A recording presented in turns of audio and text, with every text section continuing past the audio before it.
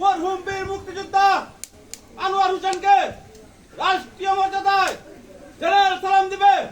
সশস্ত্র সালাম।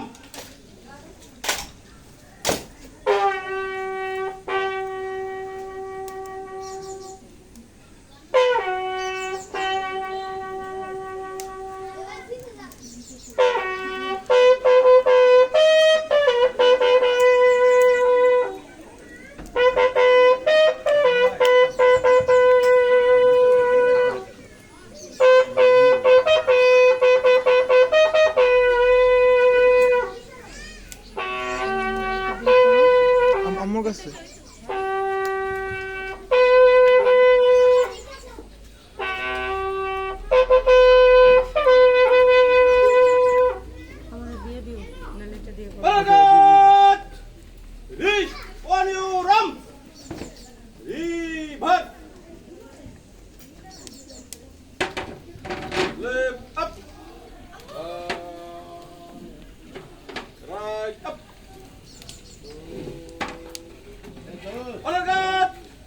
মরহুম বীর মুক্তিযোদ্ধা আনোয়ার হোসেন স্মরণে 1 মিনিট নীরবতা পালন করবে।